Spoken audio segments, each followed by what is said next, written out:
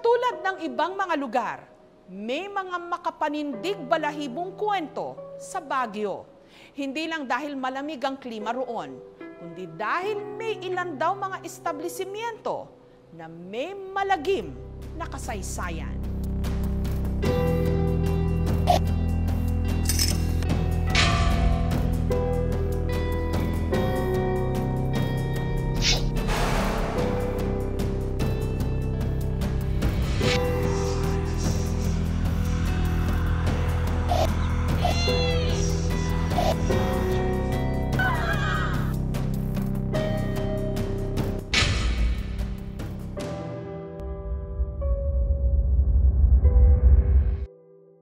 Ako po si Saint Bondok, 25 years old, taga Pangasinan.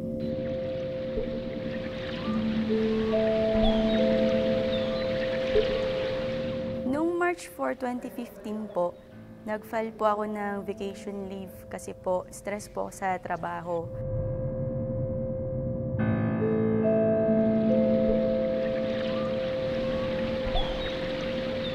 Dalaw po kaming nagpunta dito sa Baguio. Kasi po malamig, tapos maganda po yung ambience.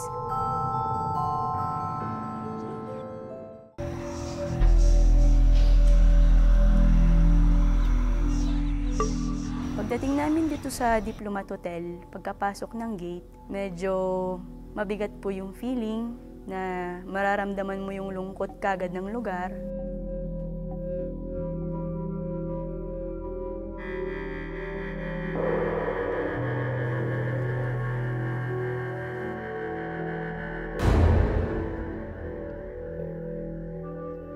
Tapos sobrang tahimik.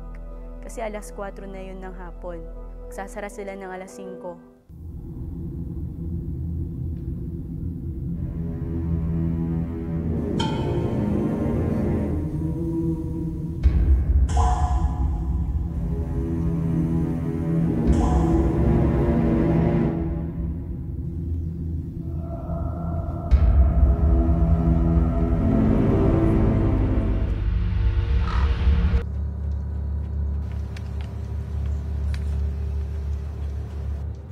Tara? Teka lang, parang iba yung pakiramdam ko dito eh. Ano ka ba? Magpipicture lang naman tayo. Tara na. Ma'am. Alas 4 na ho. Last ikot nyo na ho yan. Hanggang alas 5 lang ho kami. Dapat wala na hong tao. Sige po. Sabi po nung guard, bilisan nyo lang po yung pag-ikot o pagbisita po dyan kasi hanggang alas 5 lang po. So pumasok po ako, nagpaiwan po yung kasama ko sa lobby. Kahit na hindi ko pa po nakita yung mga pictures po sa loob. Na-imagine ko po, anong klaseng buhay o sino-sino yung mga naging comfort women dito. Kung yun ba ay yung mga nakatira lang dito o pinupulot na lang kung saan-saan. Kung anong feeling nila kasi dito na rin sila pumanaw.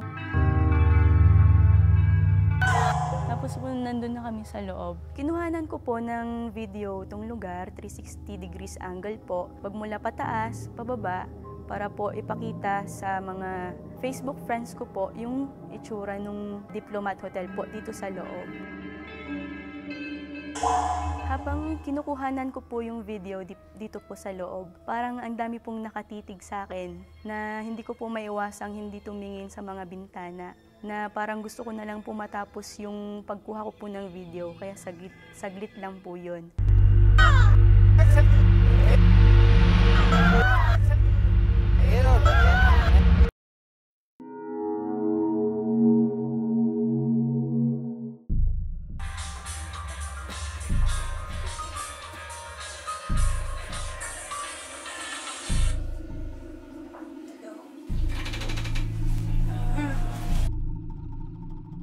Opo, bakit po?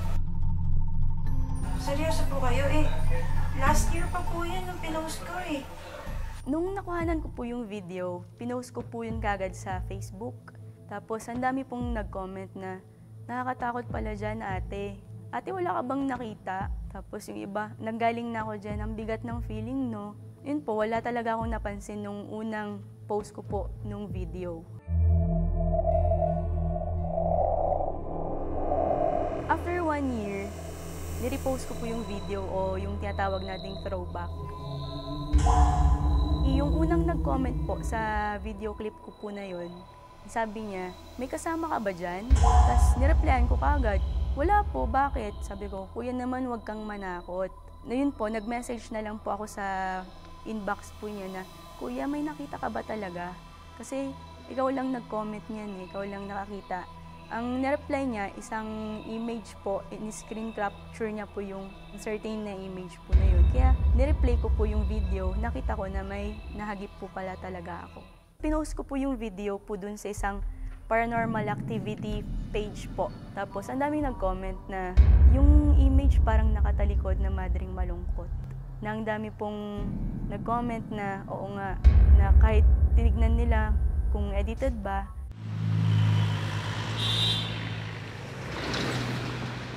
after ko po nanggaling dito sa Diplomat Hotel, nung umuwi po ako ng bahay, mas naging active po magparamdam yung mga entity sa akin.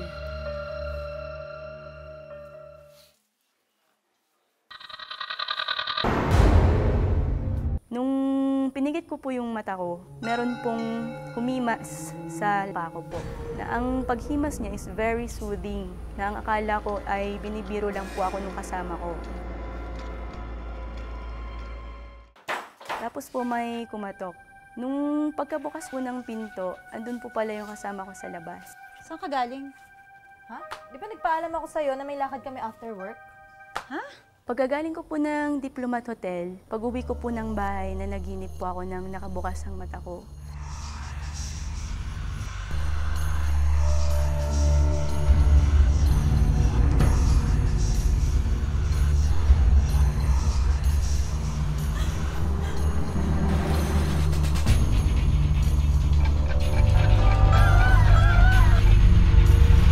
Nahirapan po akong huminga dahil takot po ako dun sa babae nung sinabi niyang dun na lang po ako sa lugar nila at siya na lang po ang papalit dun sa katawan ko po. Nung pinipilit ko pong gumising, na kahit kinukurot ko na yung sarili ko, sumisigaw, hindi po ako magising-gising hanggang sa may tumawag ng pangalan ko na Sane. Nung narinig ko yung pangalan ko, bigla po akong napadilat.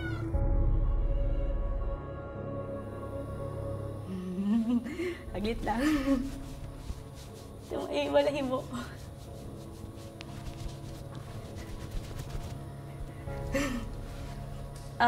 Nakuhanan ko po yung image po sa unang pinto. Ano pakiramdam mo ngayon? Tumayo lahat ng balahibo ko.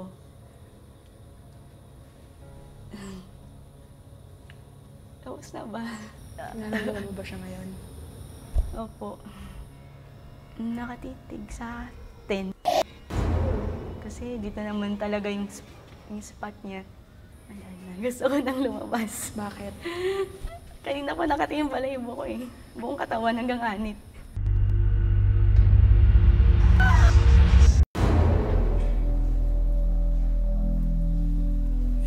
Ako po si Janelle Montero. Pumunta po kami ng Baguio para po umattend po ng YNCA National Congress for College Students. Papunta kami ng Diplomat, parang lumalamig na ng lumalamig.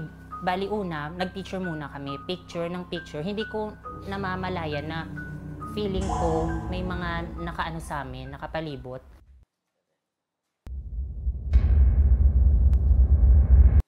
Nireview ko lahat yung mga picture ko. Sabi ko sa kanila, guys, feeling ko may nakunan ako. Pinakita ko sa kanila, sabi nila, parang ito yung madre na nasa picture o isa siya sa doon sa madre sa picture.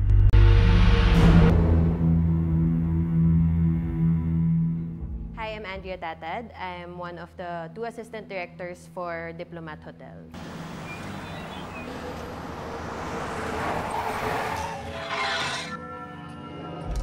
Handa ako na meron akong maramdaman, may makita. So, parang na-acknowledge ko na lang, pero okay, sige, tuloy lang tayo. Pasensya na ako, nakikistorbo kami. Parang masabi kong prile kasi period na period yung dating niya eh. Hindi lang siya normal na naka-t-shirt or ano, talagang parang may naka-kwel yung ganyan. pwedeng nabulabog, pwede kasi matagal na silang nananahimik doon sa lugar na yun. Pwedeng dumaan lang sila, pwedeng nakiusyoso sa shooting, gano'n.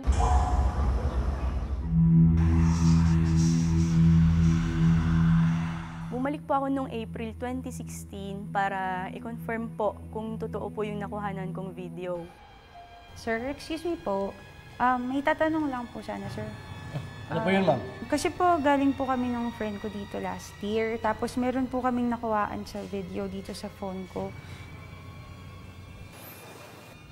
Ito yun. Nakita ko na rin nandito eh. Pero hindi ko siya kilala. Tinanong ko po yung guard kung ano po yung mga nararamdaman niya dito sa hotel at pinakita ko po yung image po sa cellphone ko po. Ang una niyang sinabi, oo, siya yung sumusunod sa akin, siya yung madreng pag pinansin mo, lalo kanyang susundan hanggang makauwi ka.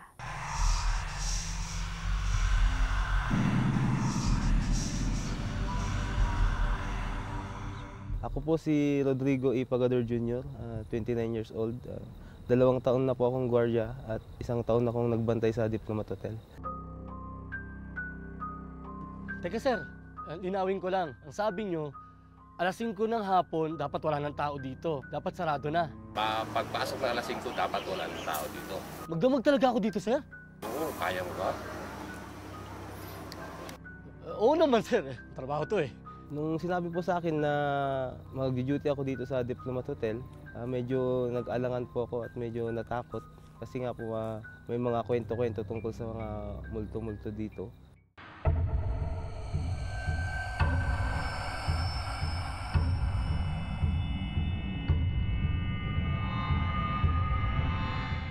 Bali po, may pumunta po ditong babae. May pinakita po siya sa aking video.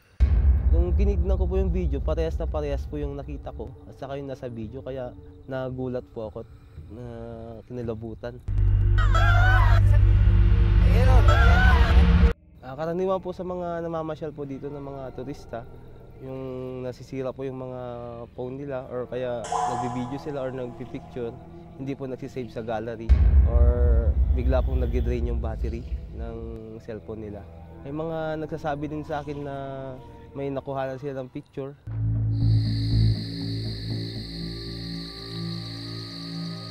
Pag may nagtatanong po sa akin tungkol sa mga naninirahan ditong mga multo, ang sinasabi ko lang po nasanay na po sa tao kasi araw-araw naman po na may namamasyal na po dito. Tsaka parang nakikipaglaro na lang po sila.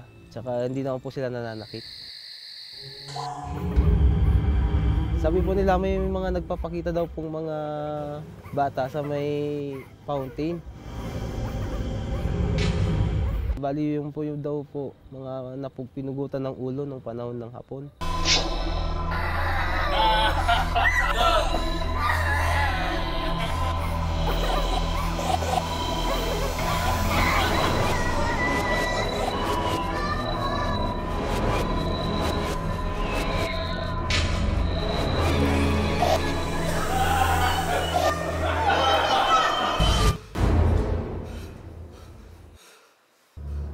Paikot-ikot lang po yung mga bata sa baba, naglalaro. Kasi sabi po nila, yun daw po yung bloody fountain. Marami po kasing mga pinugutan ng ulo. Karamihan po bata sa fountain na yun mamang panahon po ng hapon.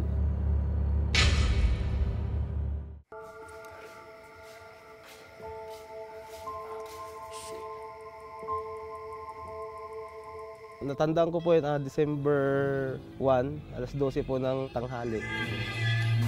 May mga grupo ng mga taga Manila po na namasyal dito. Yung isa po, sabi niya, hindi na daw po siya papasok.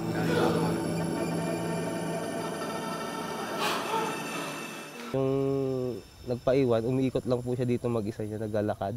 Nakita po namin na tumatawa siyang mag-isa. Then kinabahan na po yung mga kasama niya, kaya bumaba na po sila.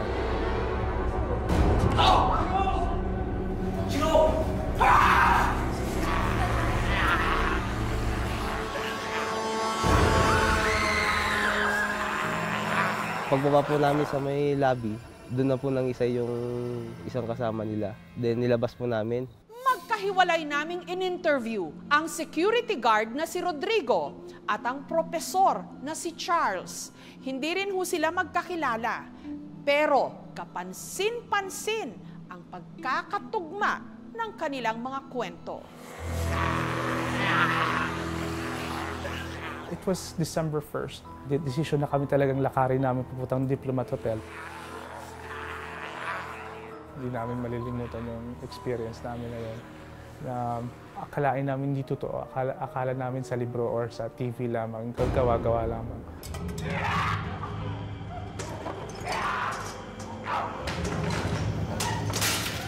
Nawalan siya ng malay. Tapos biglang umiba ang boses niya.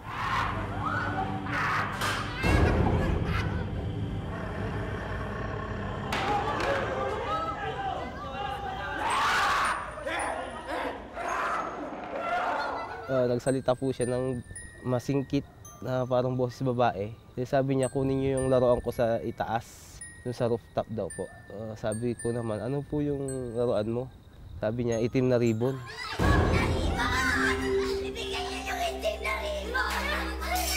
Sinabi niya po mismo kung saan banda ko makikita, sa may silong daw po ng upuan. Nakyat ko po, pagtingin ko sa silong ng upuan, meron po ako nakitang itim na ribbon. Nung narinig ko na po yung boses niya na parang boses babae, saka po yung pinakuha niya yung ribbon sa taas, hindi naman po siya umakyat. Yun na po, parang kinilabutan na po ako at natakot.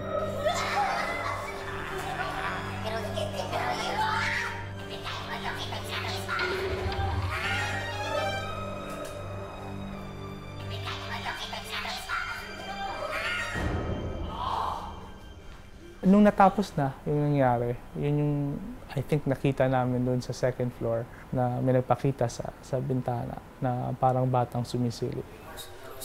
Close.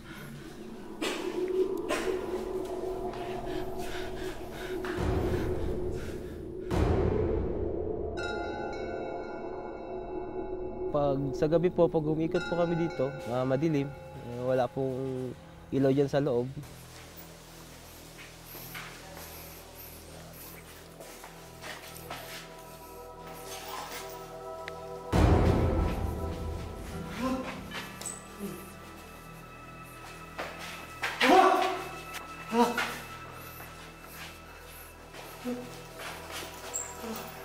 Tuwing gabi po, may nagdadabog, may nalalaglag, parang mga kahoy, saka mga semento po. Pag nakarinig po ako ng ganon, chinecheck ko po sa taas, kasama ko po yung isang kasama ko. Bali, wala naman po kaming nakikita. Buwababa na lang po kami kaagad.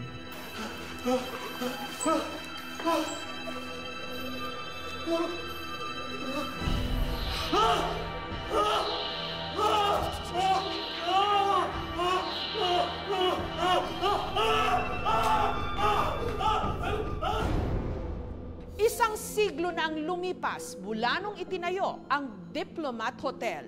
Pero bago raw ito naging hotel, bahay bakasyunan ito ng mga pare at ng mga madre. Ako po si Arturo A. Alhambra. Ako po isang historian po ng Baguio. Kaya maraming umaakyat dito sa Baguio na turista dahil ang Baguio po is the summer capital of the Philippines. Bukod dyan, meron din itong mga ghost hunting activities na nangyayari dito sa Baguio. Pero ang pinakasikat na napapasyalan po nila, ito pong Dominican Vacation House or they call it the Dominican Castle. 1913 to 1915, valid 2 years po ito na ginawa po ng mga Dominicans. Maakyat ho sila dito para magbakasyon, yung mga iba naman, dito na rin ho sila nagre-retire. Hindi lang po pare ang mga nakatira po dito, meron rin ho tayong mga Dominican sisters.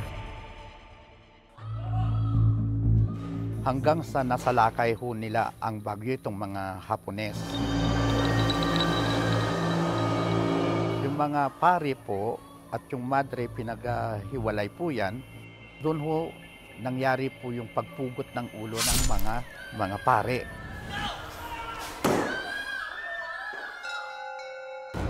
Hanggang sa nung natapos po yung digmaan, ni-reconstruct po nila itong gusaling ito hanggang sa binenta nila ito noong 1972. sa Diplomat Hotel Incorporated. Ang unang-unang general manager po dito, ito po ay isang faith healer, si Mr. Antonio Agpawa. Nagsara itong hotel noong 1984, na-stroke po si Mr. Antonio Agpawa. Binawihan po siya ng buhay. Dahil sa malaking utang ng Diplomat Hotel sa Development Bank of the Philippines, ibinalik na ho ito sa management ng Malacanang.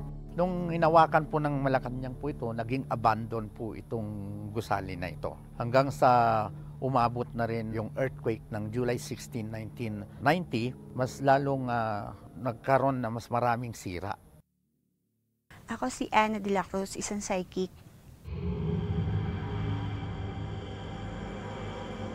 Sa Diplomat, pwede tayong pumasok. Kaso nga lang, huwag mag-iisip ng hindi maganda ha. Parang relax lang. Pag may nakita, dasal. Yun lang po. May bata, babae. Nagtatatakbo siya dito. Babae siya. Ganyan siyang kalaki. Dito oh. Nandito siya ngayon. Umiiyak siya. Nahanap niya yung laruan. Ewan ko kung anong laruan. Nakaupo siya. Nakaganon siya. Tapos nakatingin siya sa atin. May sugat siya rito. Meron dito. Tapos dito. Nagtatakbo na naman. Ito oh, may dalawa ditong madre. Ayan, ito. Yan. May pare, pugot ang ulo. Pero hindi niya ulo yung dala niya. Yun na nagsasalita. Yung madre doon, lagi siyang sumasalubong kapag merong pumapasok dito. Siya yung umaano dun sa may mga sugat. Dito oh. Para ang daming higaan. Ayan o, iba-ibang klase sila. Tapos, pag merong dumaraan na something na parang hapon ba yun na ano, tahimik sila. Tumatandang madre na to, pinahirapan siya eh. Nang hapon, pinahirapan siya.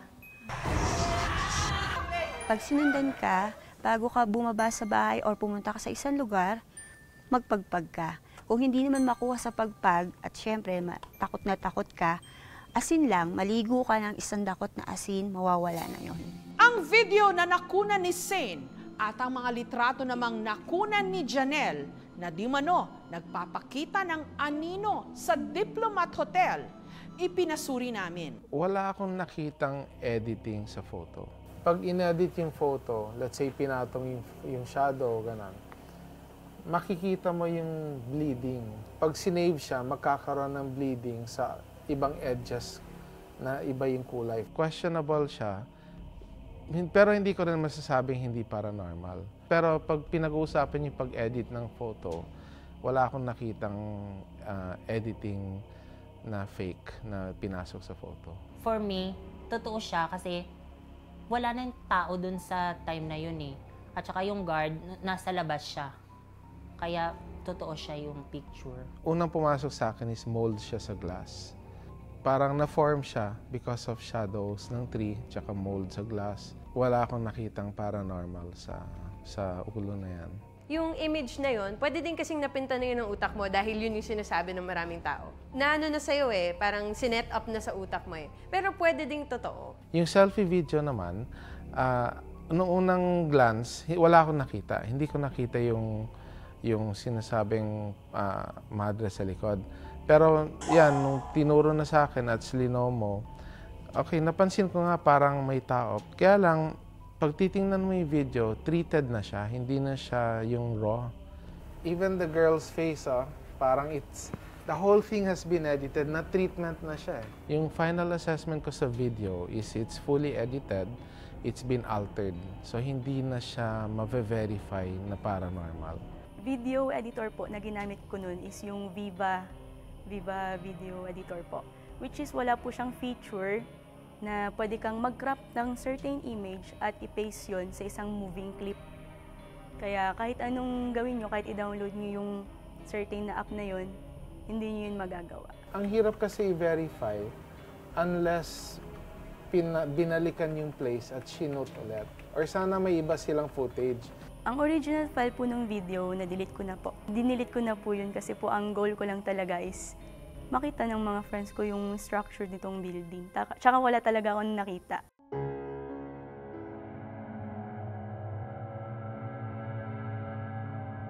Ako si Father Jeffrey Habano, Parish Priest ng St. Vincent Ferrer Parish. Sakop ng aking parokya, itong place na ito, Diplomat Hotel.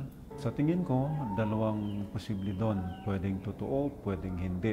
Tayo kasi na mga tao, tayo yung nagkoconnect kasi nga may history. Ang intention ng mga kaluluwa na yan ay hindi para sirain tayo or kung ano yung gagawin na masama sa atin. Sa tingin ko, kaya sila nagpaparamdam kasi kailangan talaga nila yung prayer natin. Kung sino man po yung nakuhanan ko po sa picture, sana po matahimik na po kayo. Sana po, after po nung makuhanan po yung video na to, yung episode na to, matahimik na po yung mga kaluluwang nandito, mabigyan sila ng peace at mapuntahan nila yung dapat nilang paroroonan. Parang katulad naman ng buhay na tao, ayaw mo nabubulabog ka kung sa nasa teritoryo ka nila. So, parang siguro dapat alam mo kung anong yung limitasyon bilang bisita, 'di ba? Alam mo na kung ano yung respeto kumbaga sa lugar. Dapat silang irespeto. Huwag silang anuhan yung bang gambalain kasi dati na sila rito, mas nauna sila sa atin. Noon, napakadami. Talaga as in, ang dami. Active na active sila. Kasi kaya sila kumonte, sa dami ng taong pumupunta rito, nakakahatak yung ibang tao na kaya sumasama. Pag sumama naman sila, akala nila, yung sinama nila, babalik dito. Hindi. Naiiwan sila kung saan man pumunta yung tao na yun. Ang Diplomat Hotel, hindi dapat katakutan itong lugar na ito. Dahil napakaganda nitong location nito. Makikita nyo po dito yung bird's eye view ng City of Baguio. Kaya open po ito. Open po. Wala ko dapat katakutan. Tapos ginagamit rin po ito na pinagsushootingan.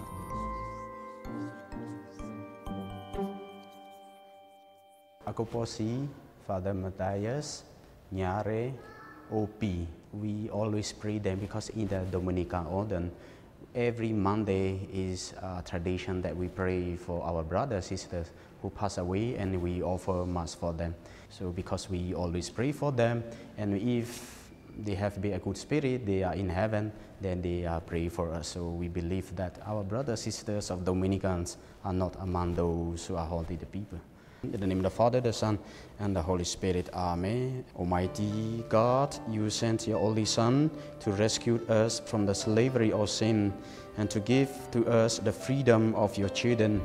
We now pray for our brothers and sisters who comes before you, acknowledge their sinfulness. They have faced temptation and have been tested by the evil one.